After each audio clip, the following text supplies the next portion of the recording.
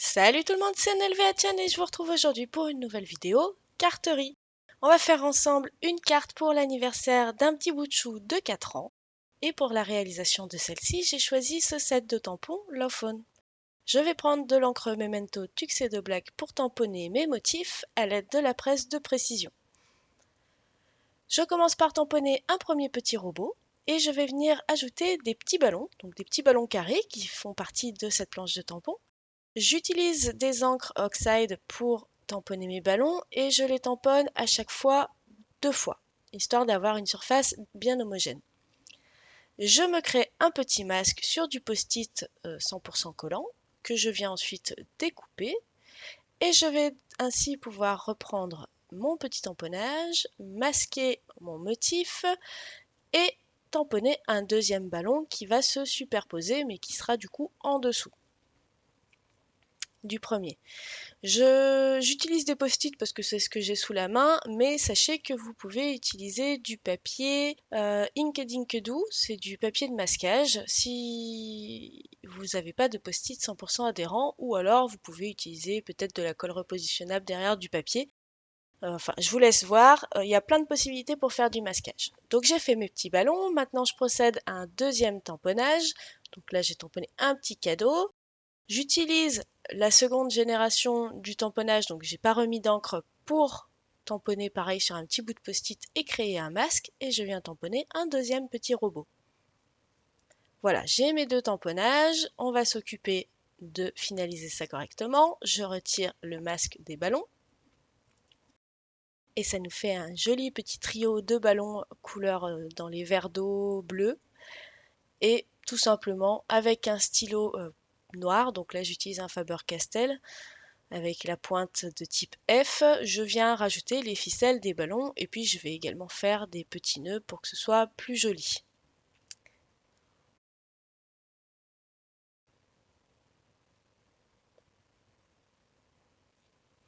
Je vais réaliser de la colorisation au feutre à alcool, c'est pour ça que j'avais choisi l'encre Memento pour les tamponnages. Je vais utiliser ici plusieurs types de feutre alcool, donc Copic, mais aussi Touch et peut-être autre chose, je ne sais plus, peut-être Pro Marker aussi, je sais, on verra, hein. Donc j'utilise 3 teintes de gris, une très foncée, une moyenne et une claire pour la réalisation de cette petite boîte de conserve sur pâte. Et je vais également venir lui ajouter de la couleur. Donc pour celui-ci, je vais utiliser des teintes dans les mêmes tons que les ballons, donc dans les bleu-vert, bleu-gris, ce genre de choses. C'est tout bête, mais voilà, c'est juste pour marquer la différence avec les petits éléments, comme pour ses oreilles, les boutons ou le bas. Je viens ensuite mettre quelques traits de lumière avec un stylo blanc et là je me rends compte que j'ai oublié, je voulais mettre des paillettes. Bon, maintenant que j'ai mis le stylo blanc, si je mets les paillettes, ben ça va blanchir et enlever tout le stylo blanc, donc bah tant pis, lui il n'aura pas de paillettes. Pour le deuxième petit robot, comme je suis pas tout à fait sûre de mes couleurs, je prends celles qui me semblent aller ensemble et puis je me fais un petit gribouillis sur le côté pour vérifier qu'elles iront bien au niveau des teintes. Bon, bah, coup de bol, hein, ça va très bien. De toute façon, une fois que vous commencez à utiliser régulièrement vos feutres à alcool, vous vous faites une idée assez précise des couleurs. Sans même réfléchir, vous saurez à peu près associer les numéros ensemble. Donc ici, j'utilise des teintes de marron jaune de la marque Touch et je viens réaliser donc ce petit robot, bon, finalement un petit peu dans les tons gold, hein. Bon, sauf que ça brille pas. Et cette fois, j'ai mis l'ombre de l'autre côté par rapport au premier. Donc le premier avait une ombre à droite. Ici, j'ai mis une ombre à gauche. C'est volontaire puisque ils vont se faire face l'un à l'autre. Je ne suis pas allée chercher très loin pour la touche de couleur. En dehors de sa couleur initiale, j'ai pris dans les tons orangés. Et pour le cadeau, histoire de faire un petit rappel parce que ma carte va plutôt tourner dans les tons de bleu-gris, bleu-vert, je suis venue faire le cadeau avec ces couleurs-là. Cette fois, je n'oublie pas de mettre mes paillettes. Donc pour ça, j'utilise le pinceau à paillettes de la marque Nouveau. Et on a plein de paillettes partout.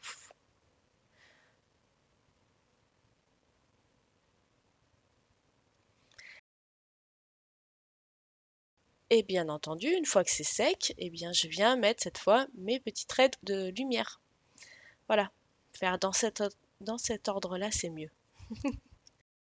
Alors, je les ai mis à découper avec la Pixcan sur ma silhouette. En attendant, je viens récupérer un bout de papier que je vais passer dans la Big Shot. Donc, je l'ai découpé pour éviter de gaspiller. Je l'ai découpé légèrement plus grand que la dimension du die que j'utilise ici.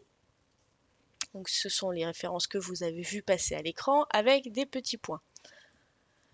Et maintenant que ma découpe est terminée, eh ben, je vais déjà enlever tout ça. Et puis si vous regardez bien, en haut, vous voyez un 4. Voilà, pour ces 4 rangs, j'ai découpé un 4.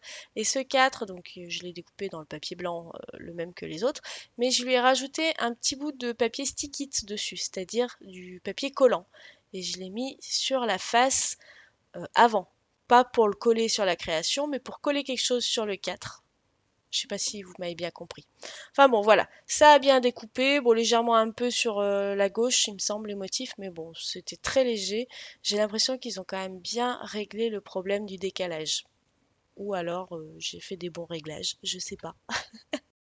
Toujours avec le même set de die, je viens vérifier un petit peu la grosseur de la découpe que je m'apprête à faire. Donc pour ça, je regarde avec mes petits personnages, voir comment ça va s'articuler. Et du coup, la taille me convient. Je n'ai pas séparé ces deux die. Sur le coup, je voulais simplement faire une fenêtre ouverte et puis mettre 4 rangs à l'intérieur. Et puis finalement, je vais garder quand même le plus petit des rectangles qui est à l'intérieur. Je vais le garder et puis on va l'utiliser dans la création, ce qui n'était pas prévu du tout au départ.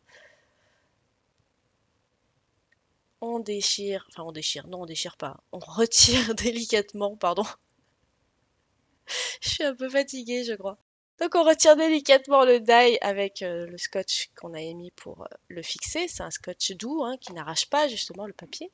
Et maintenant je viens prendre dans ce bloc de papier Becky Higgins un papier pour faire le fond de ma carte sur ma base de carte.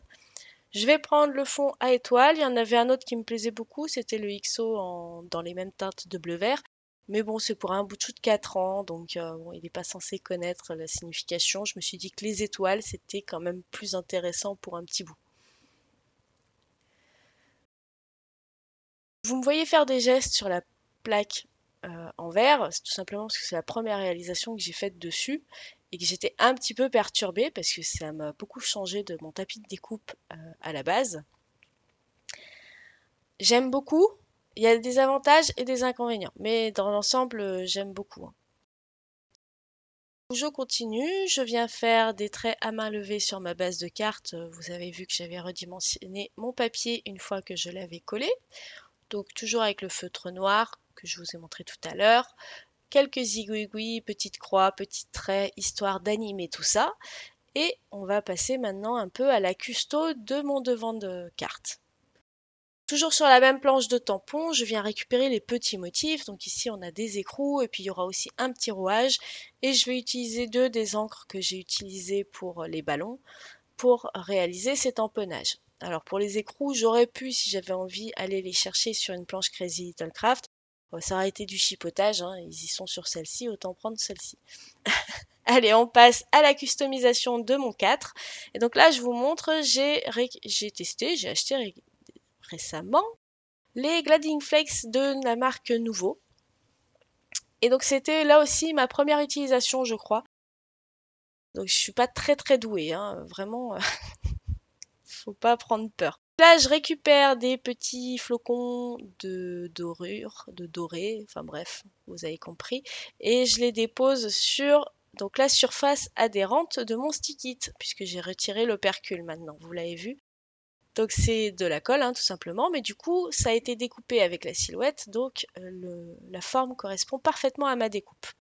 Le 4, donc cette découpe-là vient d'un fichier de découpe Crazy Little Craft qui correspond à la planche de tampon de bonne année, où vous avez tous les chiffres de 0 jusqu'à 9.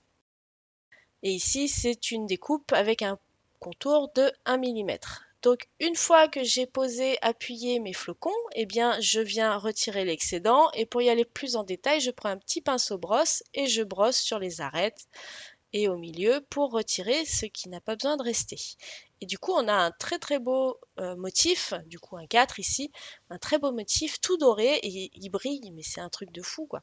Donc vraiment, bon depuis j'en utilise plus, alors j'y arrive un petit peu mieux, mais c'est vraiment un produit que je commence beaucoup à aimer, même s'il est assez contraignant parce que très volatile.